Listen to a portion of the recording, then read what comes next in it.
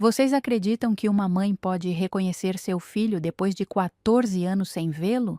Meu nome é Helena, tenho 65 anos hoje, e vocês vão ouvir a história mais extraordinária da minha vida.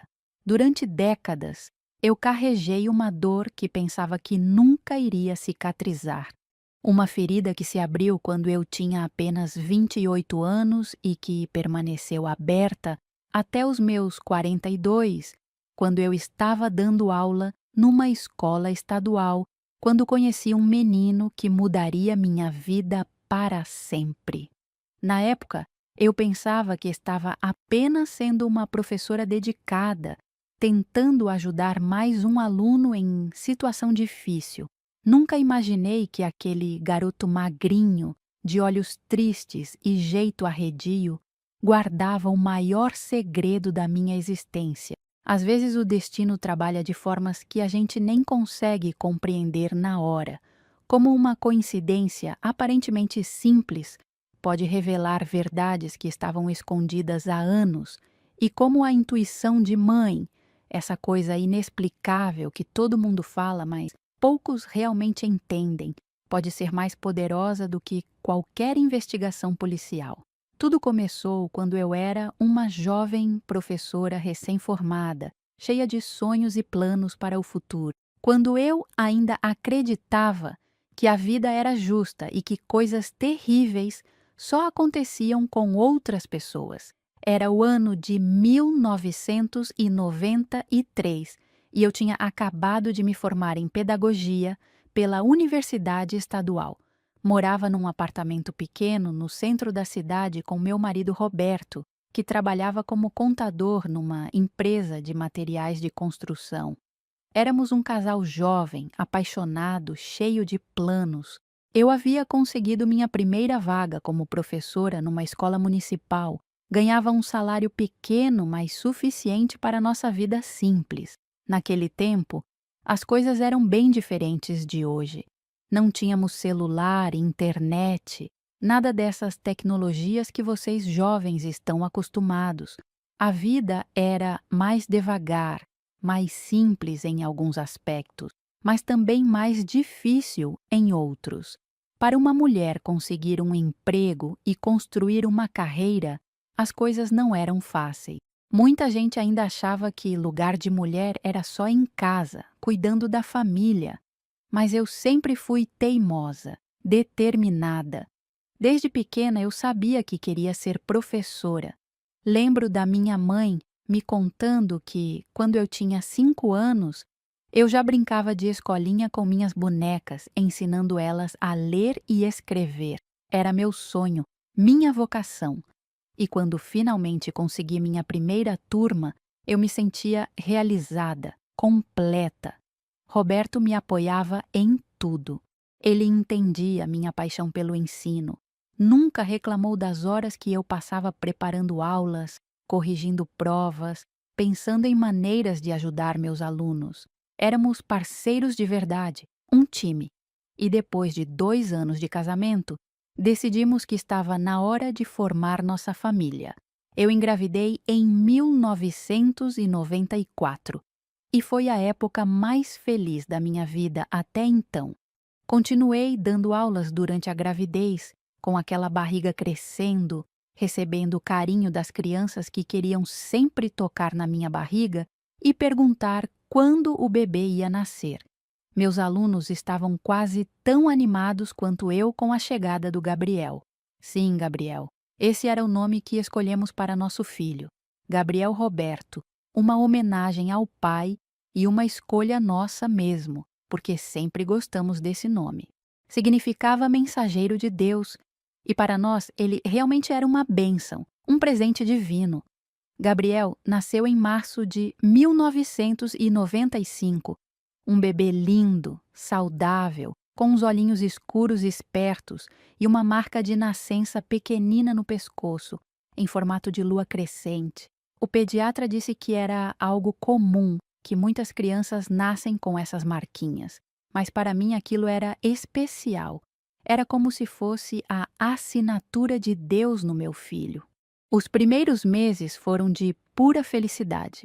Eu estava de licença maternidade, aproveitando cada segundo com meu bebê. Gabriel era uma criança tranquila, dormia bem, mamava bem, sorria muito. Roberto chegava do trabalho todos os dias ansioso para pegar o filho no colo, brincar com ele. Éramos uma família completa, feliz. Eu planejava voltar ao trabalho quando Gabriel completasse 6 meses.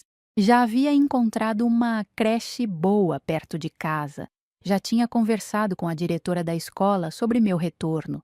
Tudo estava se encaixando perfeitamente na minha vida. Ou pelo menos, era isso que eu pensava. Vocês sabem como é quando a gente está vivendo um momento bom e tem aquela sensação de que nada pode dar errado, que a vida está nos sorrindo e vai continuar assim para sempre? Era exatamente assim que eu me sentia naqueles dias. Ingênua, talvez, mas completamente feliz. Era uma tarde de setembro, um daqueles dias de primavera em que o sol brilha, mas ainda faz um friozinho gostoso. Gabriel tinha exatos 6 meses e 15 dias. Eu lembro dessa data porque nunca mais consegui esquecer. Nunca mais consegui esquecer o último dia que vi meu filho bebê. Eu tinha ido ao supermercado fazer compras para a semana. Gabriel estava no carrinho, no bebê conforto, todo bonitinho com uma roupinha azul que a minha mãe tinha dado de presente. Ele estava acordado, olhando tudo ao redor com aquela curiosidade típica dos bebês, às vezes sorrindo para as pessoas que passavam e faziam gracinha para ele. O supermercado estava cheio, como sempre ficava nas tardes de sexta-feira. Eu estava na seção de produtos de limpeza, comparando preços de detergente. Naquela época, a gente tinha que economizar cada centavo, quando uma senhora se aproximou do carrinho. Ela era uma mulher elegante, bem vestida, com cabelos presos num coque e uma bolsa cara. Devia ter uns 40 e poucos anos. Começou a fazer carinho no Gabriel, dizendo como ele era lindo, como tinha olhos bonitos. Eu agradeci, como qualquer mãe faz quando alguém elogia seu filho. Ela perguntou a idade dele e eu respondi orgulhosa: 6 meses. A mulher continuou conversando, me perguntou se era meu primeiro filho, se tinha sido difícil a gravidez, essas coisas que desconhecidos às vezes perguntam quando veem um bebê bonito. Eu respondia educadamente, mas estava meio com pressa porque ainda precisava passar no açougue e na padaria antes de voltar para casa. Foi então que ela me disse uma coisa estranha. Disse que tinha perdido um bebê há alguns anos e que sempre ficava emocionada quando via crianças da idade que o filho dela teria. Eu me compadeci, disse que sentia muito, aquelas frases de consolo que a gente fala nessas horas. Ela agradeceu e se afastou. Continuei fazendo minhas compras, pensando na tristeza daquela mulher, imaginando como deve ser terrível perder um filho. Nunca pensei que em poucos minutos eu ia descobrir na pele o que ela havia sentido. Estava na fila do açougue quando percebi que havia esquecido de pegar óleo de cozinha. Deixei o carrinho na fila. Havia algumas pessoas na frente, ia demorar mesmo, e fui buscar o óleo. Eram talvez uns 20 metros de distância, e Gabriel estava dormindo, tranquilo, no bebê conforto. Quando voltei, não mais que 3 minutos depois, o carrinho estava lá, na mesma posição, mas o bebê conforto estava vazio. Primeiro pensei que era um engano. Olhei ao redor, pensando que talvez alguém tivesse tirado Gabriel do carrinho para fazer carinho nele. Mas não havia ninguém por perto com um bebê no colo.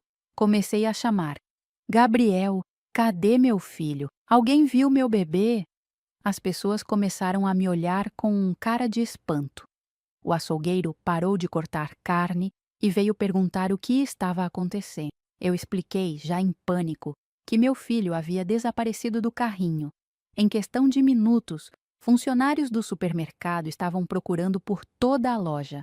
Chamaram a polícia, lacrearam as saídas, começaram a revisar as câmeras de segurança. Mas já era tarde demais. Quem quer que tivesse levado meu Gabriel havia conseguido sair do supermercado naqueles 3 minutos em que fui buscar o óleo. A investigação que se seguiu foi intensa, mas também frustrante. As câmeras mostraram a mulher elegante que havia conversado comigo se aproximando do meu carrinho novamente, retirando Gabriel do bebê conforto com movimentos rápidos e seguros, como se soubesse exatamente o que estava fazendo. Ela saiu pela porta dos fundos, onde havia um carro esperando. A qualidade das imagens não era boa. Vocês lembram como eram as câmeras de segurança nos anos 90? E não conseguiram identificar nem a mulher, nem a placa do carro direito. A polícia fez um retrato falado, distribuiu cartazes, saiu nos jornais locais, mas não apareceu nenhuma pista concreta. Os investigadores me explicaram que casos de sequestro de bebês geralmente envolviam casais que não conseguiam ter filhos e recorriam a métodos ilegais para conseguir uma criança. Disse que, provavelmente, Gabriel havia sido levado para longe, talvez até para outro estado, e que seria muito difícil encontrá-lo. Durante meses, eu e Roberto não fizemos outra coisa além de procurar nosso filho. Contratamos detetives particulares, colocamos anúncios em jornais de várias cidades, oferecemos recompensa, gastamos nossas economias, nos endividamos, mas não conseguimos nenhuma pista real. A dor de perder um filho sequestrado é diferente da dor de perder um filho que morreu. Quando uma criança morre, a gente sofre, mas sabe que ela está em paz, que não está sofrendo. Quando uma criança é sequestrada, a gente fica imaginando o tempo todo onde ela está, se está sendo bem cuidada, se está com medo, se está chorando pela mãe. Eu passava noites em claro, imaginando Gabriel chamando por mim e eu não estar lá para consolá-lo. Imaginava se os sequestradores estavam dando comida direito para ele, se estavam trocando as fraldas, se estavam dando carinho. Essas imagens me torturavam dia e noite. Roberto também sofria muito, mas ele sofria de um jeito mais silencioso. Ele se concentrava nas buscas, nas investigações, como se pudesse resolver tudo através da lógica e da determinação. Eu chorava, gritava, tinha crises de desespero. Ele ficava calado, mas eu via a dor nos olhos dele. Nosso casamento começou a sofrer as consequências da tragédia, não por falta de amor, mas porque é muito difícil manter uma relação quando os dois estão destruídos por dentro. A gente não conseguia mais conversar sobre outras coisas, não conseguia mais ter momentos de alegria. Nossa vida inteira girava em torno da busca pelo Gabriel. Depois de 1 ano de buscas infrutíferas, os detetives nos aconselharam a tentar seguir em frente. Disseram que as chances de encontrar Gabriel depois de tanto tempo eram muito pequenas, que a gente precisava pensar em reconstruir nossa vida. Foi a conversa mais difícil que já tive na minha vida. Roberto queria tentar ter outro filho. Ele achava que uma nova criança poderia nos ajudar a curar a ferida, a encontrar alegria novamente. Mas eu não conseguia nem pensar nisso. Como é que eu ia ter outro bebê sabendo que meu Gabriel estava em algum lugar longe de mim? Parecia uma traição. Foi assim que nosso casamento começou a desmoronar. Roberto queria seguir em frente. Eu queria continuar procurando. Ele queria tentar ser feliz novamente. Eu não conseguia imaginar felicidade sem meu filho. No final, a dor que deveria nos unir acabou nos separando. Nos divorciamos em 1997, 2 anos depois do sequestro. Foi uma separação amigável, sem brigas ou mágoas. A gente simplesmente reconheceu que estava seguindo caminhos diferentes para lidar com a perda. Roberto se mudou para São Paulo, onde conseguiu um emprego melhor. Eu fiquei na nossa cidade porque não conseguia me imaginar em outro lugar. E se Gabriel voltasse? E se ele viesse me procurar e eu não estivesse aqui? Voltei a dar aulas depois de quase 2 anos afastada. A escola me recebeu de braços abertos, todos sabiam da minha história e me tratavam com muito carinho e compreensão. Dar aulas se tornou minha terapia, minha forma de não enlouquecer de vez. Trabalhar com crianças era, ao mesmo tempo, um alívio e uma tortura. Um alívio porque me fazia sentir útil, me dava um propósito. Uma tortura porque cada criança que passava pela minha sala me lembrava do Gabriel, me fazia imaginar como ele estaria se tivesse crescido comigo. Eu me dediquei completamente ao magistério. Virei aquela professora que todos os alunos lembram com carinho, que vai além da obrigação para ajudar as crianças, especialmente as crianças com problemas em casa, as que vinham de famílias desestruturadas, as que precisavam de mais atenção e carinho. Talvez fosse minha forma de compensar não poder cuidar do meu próprio filho. Eu cuidava dos filhos dos outros com o amor que não podia dar ao Gabriel. E isso me dava um pouco de paz, um pouco de sentido para continuar vivendo. Os anos foram passando devagar. Eu envelhecia, mas a dor da perda não diminuía. Mudei de escola algumas vezes, sempre mantendo a mesma dedicação, a mesma paixão pelo ensino. Meus colegas me respeitavam, meus alunos me amavam, mas eu sempre sentia que havia um pedaço de mim que estava faltando. Em 2003, quando eu já estava com 38 anos, recebi uma proposta para trabalhar numa escola estadual na periferia da cidade. Era uma escola grande, com muitos alunos carentes, alguns até órfãos que moravam no orfanato municipal. O salário era melhor, e eu achei que poderia fazer a diferença na vida daquelas crianças. Foi nessa escola que, 4 anos depois, em 2007, eu conheci um menino que mudaria minha vida para sempre. Mas eu ainda não sabia disso quando vi Pedro Silva pela primeira vez na lista de chamada da minha turma de 8ª série.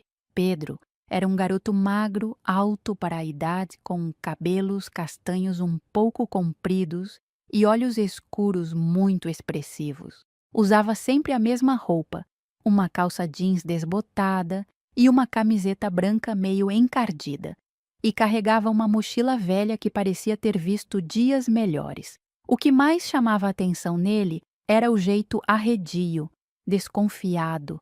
Sentava sempre no fundo da sala, evitava contato visual, respondia apenas com monossílabos quando eu fazia perguntas. Não era exatamente rebelde ou bagunceiro, mas havia uma tristeza nele que qualquer professor experiente consegue identificar de longe.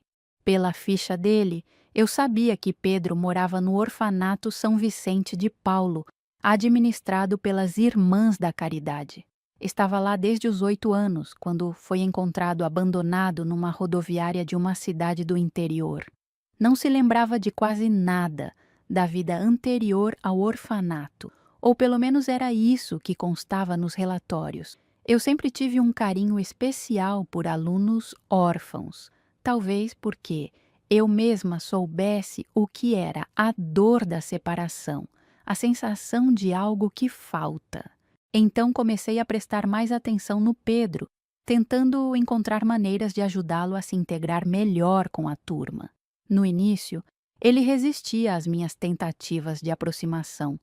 Quando eu pedia para ele ficar depois da aula para conversar, ele inventava desculpas.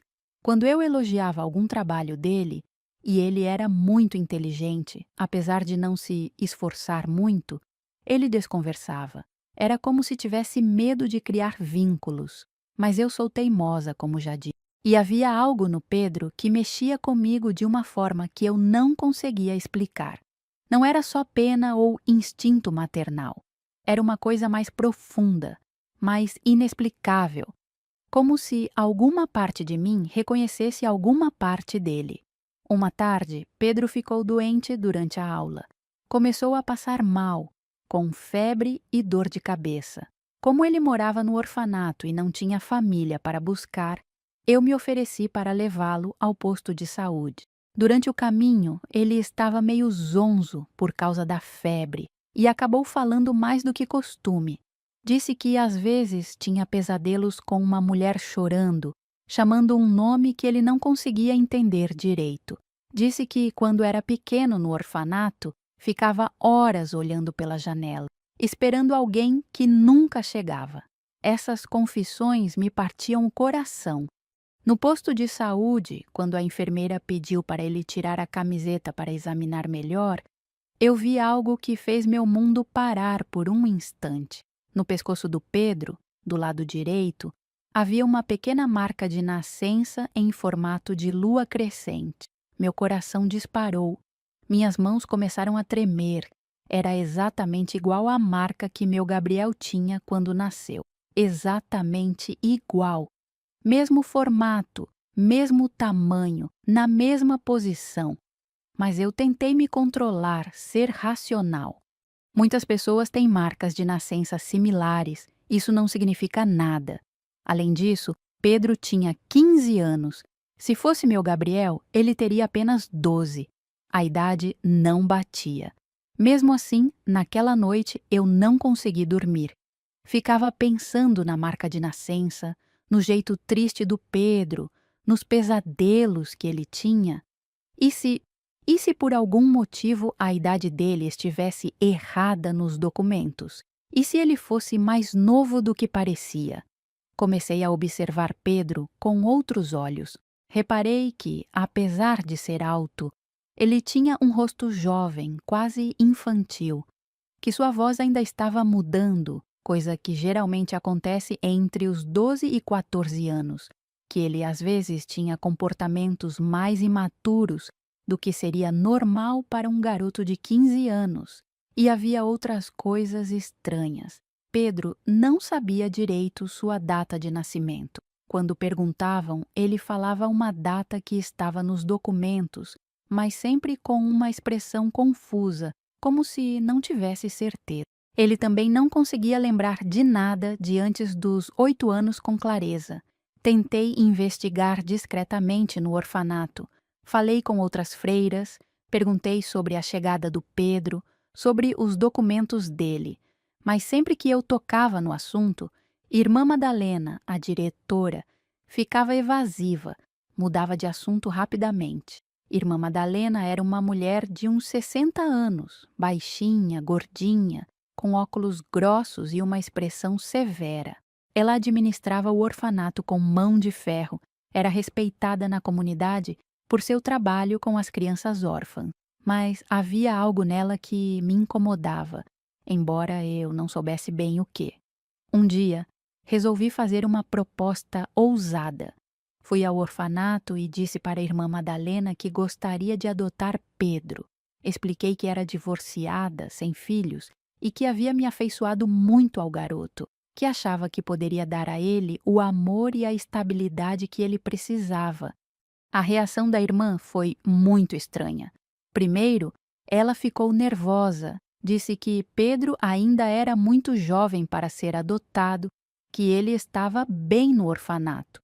Quando insisti, ela ficou claramente agitada, começou a gaguejar, a dar desculpas esfarrapadas, disse que Pedro tinha problemas comportamentais, que já havia passado por tentativas de adoção que não deram certo, que seria melhor ele ficar no orfanato até completar 18 anos. Mas eu conhecia Pedro há meses, sabia que ele não tinha problemas comportamentais sérios. Era apenas um garoto tímido e traumatizado. Aquela reação me deixou ainda mais desconfiada. Por que uma freira, que supostamente quer o melhor para as crianças sob seus cuidados, estaria resistindo tanto a uma adoção por uma professora respeitada, financeiramente estável e claramente carinhosa com o menino? Comecei a fazer perguntas mais diretas. Perguntei sobre os documentos originais de Pedro, sobre as circunstâncias exatas em que ele foi encontrado, sobre por que não havia tentativas mais sérias de encontrar sua família biológica. E a cada pergunta, Irmã Madalena ficava mais nervosa, mais evasiva. Foi então que resolvi contratar um investigador particular. Eu havia guardado algum dinheiro ao longo dos anos e estava disposta a gastá-lo para descobrir a verdade sobre Pedro. Alguma coisa não estava certa naquela história toda, e eu precisava saber o que era. O investigador que contratei se chamava Carvalho, um ex-policial que havia se aposentado e agora trabalhava como detetive particular. Era um homem sério, metódico, que havia trabalhado em vários casos de pessoas desaparecidas ao longo da carreira. Expliquei para ele minhas suspeitas, mostrei fotos de Pedro, contei sobre minha própria história com Gabriel. Ele me disse que era uma possibilidade remota, mas que já havia visto casos estranhos ao longo da carreira. Concordou em investigar discretamente. Enquanto isso, eu continuava dando aulas normalmente, tentando não demonstrar minha ansiedade. Mas era difícil manter a normalidade quando eu olhava para Pedro e via tantas semelhanças com o bebê que eu havia perdido. O formato dos olhos, o jeito de franzir a testa quando estava concentrado, até o modo como ele segurava o lápis. Pedro também parecia estar me notando mais. Às vezes eu pegava ele me olhando com uma expressão estranha, como se também estivesse tentando entender alguma coisa. Em algumas ocasiões, ele ficava depois da aula sem motivo aparente, como se quisesse conversar, mas não soubesse como começar. Numa dessas tardes, ele me perguntou por que eu nunca havia me casado nem tido filhos. Era uma pergunta estranha vinda de um aluno, mas havia algo na voz dele que parecia genuinamente preocupado. Eu disse que já havia sido casada, mas que não havia dado certo. Sobre filhos, apenas falei que às vezes a vida não sai como a gente planeja. Ele ficou pensativo e depois disse uma coisa que me arrepiou. A senhora parece triste, professora, igual a mulher dos meus sonhos. Quando perguntei que mulher era essa, ele disse que sonhava frequentemente com uma mulher que chorava muito e chamava por alguém. Ela parece com a senhora, ele disse, mas mais nova. 2 semanas depois dessa conversa, Carvalho me ligou pedindo para nos encontrarmos com urgência. Disse que havia descoberto coisas muito graves e que precisávamos conversar pessoalmente. Marcamos de nos encontrar numa lanchonete afastada da escola e do orfanato. Quando cheguei ao encontro, Carvalho estava com uma expressão sombria. Ele havia trazido uma pasta cheia de documentos, fotos e anotações. O que ele me contou naquela tarde mudou completamente minha compreensão sobre Pedro, sobre o orfanato e sobre o que havia acontecido com meu Gabriel. Dona Helena, ele começou, eu preciso que a senhora se prepare para ouvir coisas muito perturbadoras. O orfanato São Vicente de Paulo não é exatamente o que parece ser. Ele me explicou que, através de suas investigações, havia descoberto uma rede de adoções ilegais que operava há anos, usando o orfanato como fachada. Irmã Madalena não era apenas uma freira dedicada às crianças órfãs. Ela era o centro de um esquema que vendia bebês para casais que não conseguiam adotar pelos meios legais. O esquema funciona assim, Carvalho continuou. Eles identificam casais desesperados por um filho, que têm dinheiro, mas não conseguem adotar pelas vias normais, então eles conseguem bebês através de sequestros ou de mães solteiras em situação vulnerável, forjam documentos e vendem as crianças. Meu sangue gelou. E Pedro? Perguntei com a voz trêmula. Pedro chegou ao orfanato quando tinha 8 anos. Isso é verdade. Mas ele não foi encontrado abandonado numa rodoviária. Ele foi devolvido. Devolvido?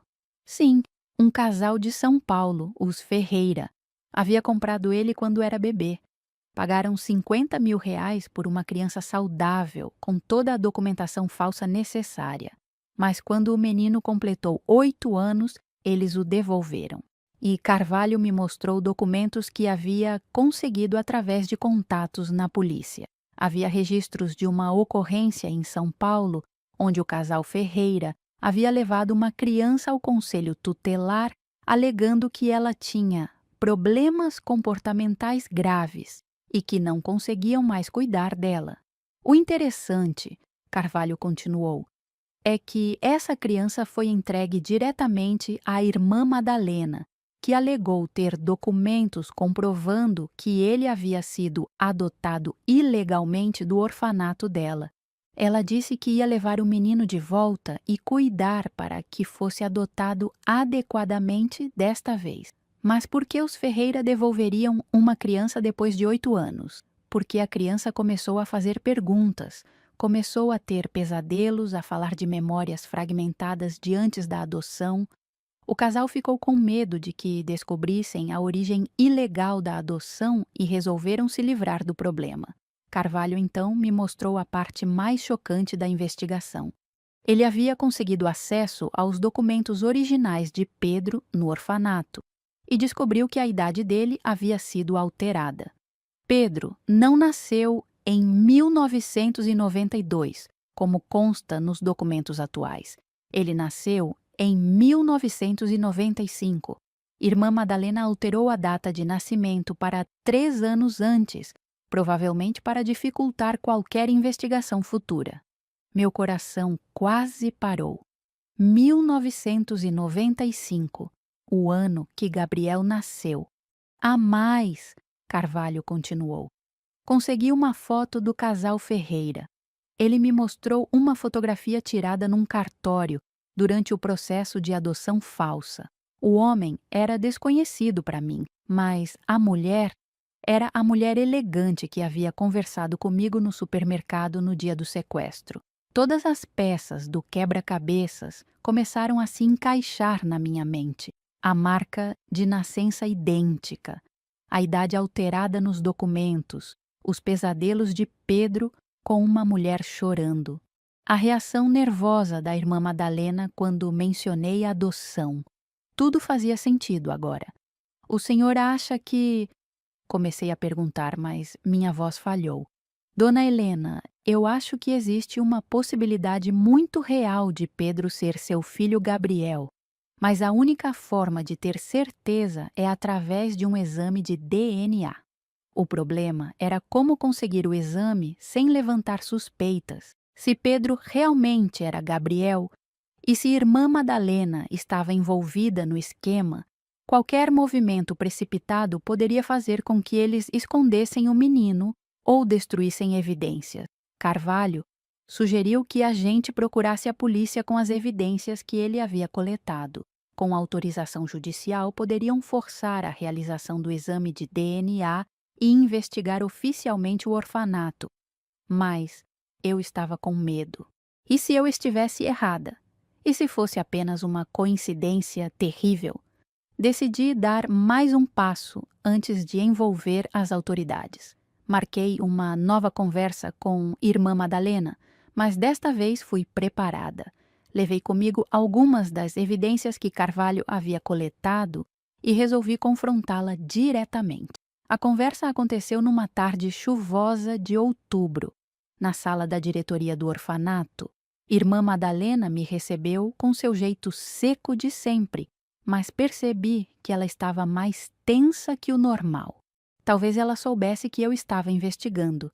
Comecei de forma indireta, perguntando novamente sobre a possibilidade de adotar Pedro. Ela repetiu as mesmas desculpas de sempre, mas eu percebi que suas mãos tremiam ligeiramente enquanto falava. Então resolvi ir direto ao ponto. Irmã Madalena, eu sei sobre os Ferreira. O rosto dela ficou pálido na hora. Ela tentou disfarçar, perguntando quem eram os Ferreira, mas a reação foi clara demais. Ela sabia exatamente do que eu estava falando. Eu sei que Pedro foi devolvido por eles quando tinha 8 anos. Eu sei que a idade dele nos documentos está errada. E eu sei sobre o esquema de adoções ilegais. Irmã Madalena ficou em silêncio por um longo tempo, me encarando com uma expressão que misturava medo e raiva. Quando finalmente falou, sua voz estava diferente, mais baixa, mais perigosa. A senhora não sabe de nada, professora Helena, e seria melhor parar de fazer perguntas que não são da sua conta. Pedro é meu filho, eu disse surpresa com minha própria firmeza. Ele é Gabriel, que foi sequestrado de mim há 12 anos. Ela deu uma risada amarga. A senhora está delirando. Pedro é apenas mais um órfão sem família. Se a senhora não parar com essas fantasias, vou ter que pedir para mudarem o senhor de escola. Mas eu vi o desespero nos olhos dela, e foi nesse momento que tive certeza absoluta de que estava certa. Pedro era meu Gabriel. Eu já tenho evidências suficientes para provar tudo. Menti. E se a senhora não me ajudar a fazer isso da forma mais fácil, vou direto para a polícia. Irmã Madalena ficou vários minutos em silêncio, claramente calculando suas opções. Quando falou novamente, parecia uma pessoa completamente diferente. A fachada da freira bondosa havia caído completamente. Mesmo que seja verdade, ela disse finalmente, não muda nada. Aquele menino não tem mais nada a ver com a senhora. Ele nem se lembra de antes dos 8 anos. Para ele, sua vida começou aqui no orfanato. Isso não é verdade. Ele tem pesadelos, tem memórias fragmentadas, memórias que logo vão desaparecer completamente. É melhor deixar as coisas como estão. Foi nesse momento que entendi que não conseguiria nada mais com irmã Madalena. Ela estava desesperada para proteger seu esquema e jamais admitiria a verdade voluntariamente. Era hora de envolver as autoridades. Saí do orfanato direto para a delegacia, onde me encontrei com Carvalho. Juntos, entregamos todas as evidências para o delegado responsável por crimes contra a criança. O delegado ouviu nossa história com atenção e concordou que havia indícios suficientes para uma investigação oficial. No dia seguinte, a polícia chegou ao orfanato com um mandado de busca e apreensão. Encontraram documentos falsos, registros de transações financeiras suspeitas e uma lista com nomes de casais que haviam adotado crianças através do esquema. Irmã Madalena foi presa em flagrante por falsificação de documentos e formação de quadrilha. Durante o interrogatório, tentou manter sua versão, mas as evidências eram esmagadoras. Outros funcionários do orfanato também foram presos, incluindo 2 funcionários administrativos que ajudavam na falsificação dos papéis. O casal Ferreira foi localizado em São Paulo e também preso. Durante o depoimento, eles confessaram que haviam comprado Gabriel através de irmã Madalena em 1995. Pagaram R$50 mil por um bebê sem problemas, como eles mesmos disseram. Segundo o depoimento deles, Gabriel foi uma criança normal até os 6 anos, mas depois começou a fazer perguntas sobre sua primeira família, a ter pesadelos onde chamava por uma mãe verdadeira. Eles tentaram terapia, tentaram medicação, mas Gabriel continuava insistindo que havia outra vida antes deles. Quando Gabriel completou 8 anos, eles não aguentaram mais a pressão psicológica e entraram em contato com irmã Madalena. Ela se ofereceu para recolher a criança de volta, alegando que poderia encontrar uma família mais adequada para ele. O que eles não sabiam era que irmã Madalena nunca teve intenção de encontrar outra família para Gabriel. Ela alterou seus documentos, mudou sua idade de 8 para 11 anos e o manteve no orfanato como mais uma fonte de renda através de doações e subsídios governamentais. Enquanto as investigações corriam, foi autorizado o exame de DNA entre mim e Pedro. O menino estava confuso com toda a situação, sem entender direito o que estava acontecendo. Eu tentava explicar da forma mais delicada possível, mas como é que você diz para um garoto de 12 anos que ele pode ser seu filho perdido? O exame foi feito numa manhã de novembro, num laboratório particular contratado pela polícia. Pedro estava nervoso, fazia perguntas que eu não sabia como responder. Professora Helena, se eu for realmente seu filho, isso significa que eu não sou mais Pedro? Você sempre será Pedro, eu respondi, segurando a mão dele. Esse é o nome que você conhece, a pessoa que você é. Se você for meu filho, isso só significa que agora você tem uma mãe que te ama muito. O resultado do exame saiu 3 dias depois. Quando o telefone tocou com a confirmação, eu estava dando aula. Precisei sair da sala. Minhas pernas estavam tremendo tanto que mal conseguia andar. Dona Helena? Disse a voz do técnico do laboratório. Os exames confirmaram a compatibilidade de 99,9%. Pedro Silva é realmente seu filho biológico. Eu desabei ali mesmo, no corredor da escola. 12 anos de dor, de busca, de noites em claro, finalmente tinham chegado ao fim. Meu Gabriel estava vivo, estava bem e estava a poucos metros de mim, numa sala de aula. Mas mesmo com a confirmação, o processo legal ainda levou alguns meses. Pedro precisou passar por acompanhamento psicológico para entender toda a situação. Aos poucos, com a ajuda dos profissionais, ele começou a recuperar algumas memórias dos primeiros anos de vida. Ele se lembrava vagamente de uma casa pequena, de um homem que brincava com ele, de uma mulher que cantava canções de ninar. Lembrava de um dia em que estava num lugar com muitas pessoas e depois acordou numa casa diferente, com pessoas estranhas que diziam ser seus pais. O processo de adaptação não foi fácil para nenhum de nós. Pedro havia passado 4 anos com os Ferreira e outros 4 no orfanato. Para ele, eu era a professora Helena que havia sido carinhosa com ele, mas não a mãe que ele havia perdido aos 8 meses de idade. Precisamos construir nossa relação mãe e filho praticamente do zero. Eu respeitava o fato de que ele me chamava de Helena em vez de mãe. Respeitava quando ele dizia que ainda se sentia mais confortável no orfanato do que na minha casa. Sabia que precisava ter paciência. Os meses que se seguiram foram de muita terapia familiar, muito diálogo, muito aprendizado mútuo.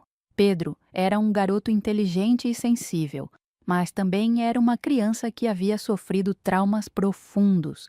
Abandono, rejeição, confusão de identidade, tudo isso deixara marcas nele. Mas, aos poucos, nossa relação foi se solidificando. Pedro começou a se lembrar de mais coisas. Começou a sentir uma conexão comigo que ia além da relação professor-aluno. E eu estava vivendo um milagre que jamais pensei que fosse possível. Um dia, uns 6 meses depois da confirmação do DNA, Pedro chegou em casa da escola e me disse: Helena, eu tive um sonho diferente hoje. Sonhei com você meninando quando eu era bebê. Você estava cantando aquela música. E ele cantarolou uma melodia que eu costumava cantar para ele quando era bebê. Foi nesse momento que eu soube que meu filho havia voltado de verdade. Não apenas fisicamente, mas emocionalmente também. As memórias estavam voltando, a conexão estava se refazendo. Pedro levou quase 1 ano para começar a me chamar de mãe, espontaneamente. E quando isso aconteceu, numa tarde qualquer, enquanto fazíamos lição de casa juntos, eu chorei como não chorava desde o dia do sequestro. Mas dessa vez eram lágrimas de alegria, de gratidão, de alívio. O processo judicial contra a irmã Madalena e os Ferreira se estendeu por 2 anos. No final, ela foi condenada a 15 anos de prisão por sequestro, falsificação de documentos, formação de quadrilha e tráfico de menores. Os Ferreira foram condenados a 10 anos cada um. Durante o julgamento, descobrimos que o esquema havia operado por mais de 20 anos e envolveu dezenas de crianças. Muitas famílias que haviam perdido filhos conseguiram, através das investigações, descobrir o paradeiro deles. Nem todos os casos tiveram final feliz como o nosso, mas pelo menos as famílias tiveram respostas. Pedro, que legalmente voltou a se chamar Gabriel Pedro Silva Santos, se adaptou bem à nossa nova vida. Ele terminou o ensino médio com notas excelentes e decidiu cursar Direito, dizendo que queria ajudar outras famílias que passaram pelo que nós passamos. Hoje, Gabriel tem 27 anos. É formado em direito, trabalha numa ONG que atua em casos de crianças desaparecidas. É casado com uma moça maravilhosa chamada Ana e me deu 2 netos lindos, o pequeno Roberto, de 3 anos, e a Maria Eduarda, de 1 ano. Quando olho para meus netos brincando no quintal da minha casa, às vezes ainda não acredito que tudo isso é real, que consegui recuperar meu filho depois de 12 anos, que ele se tornou um homem bom, que construiu uma família linda, que dedica sua vida a ajudar outras pessoas. Gabriel e eu temos uma relação muito especial hoje. Ele me conta que não guarda rancor dos Ferreira, porque entende que eles também eram vítimas de um sistema que explorava o desespero de quem queria ter filhos. Ele diz que agradece por ter ficado no orfanato depois dos 8 anos, porque foi lá que me encontrou novamente. Se os Ferreira não tivessem me devolvido, ele me disse uma vez, talvez eu nunca tivesse te encontrado. Talvez eu tivesse crescido sempre sentindo que algo estava faltando, mas sem nunca descobrir o quê. Roberto, meu ex-marido, conheceu Gabriel quando ele já tinha 17 anos. Foi um encontro emocionante para todos nós. Roberto se casou novamente e tem 2 filhos, mas disse que Gabriel sempre seria seu primogênito no coração. Hoje eles têm uma relação muito boa. Gabriel chama ele de Pai Roberto e os irmãos mais novos adoram o irmão mais velho. Eu me aposentei do magistério há 3 anos, depois de 40 anos de carreira. Foram 4 décadas dedicadas à educação, sempre com o mesmo carinho especial pelas crianças órfãs e carentes. Muitos ex-alunos ainda me visitam, me ligam, me consideram uma segunda mãe, mas Gabriel sempre foi e sempre será meu filho do coração. Ele diz que eu salvei a vida dele 2 vezes, uma quando o trouxe ao mundo, outra quando o reconheci naquela sala de aula e lutei para trazê-lo de volta para casa. A verdade é que foi ele quem salvou a minha vida. Durante 12 anos, eu vivi como metade de uma pessoa, sempre sentindo que algo fundamental estava faltando. Quando reencontrei Gabriel, eu me senti completa novamente. Voltei a acreditar em milagres, em final feliz, em justiça. Hoje, quando conto essa história para vocês, eu tenho 65 anos e uma vida cheia de alegrias. Tenho um filho maravilhoso, uma nora que amo como filha, 2 netos que são a luz dos meus olhos. Tenho uma aposentadoria tranquila, saúde boa e a paz de quem sabe que cumpriu seu propósito na vida. Mas o que eu mais tenho é gratidão. Gratidão por ter tido forças para não desistir da busca. Gratidão por ter confiado no meu instinto de mãe quando vi aquela marca de nascer. Gratidão pelo investigador Carvalho, que acreditou na minha história quando ela parecia impossível. Gratidão pela justiça, que funcionou do jeito que deveria funcionar. E gratidão especial por ter sido professora.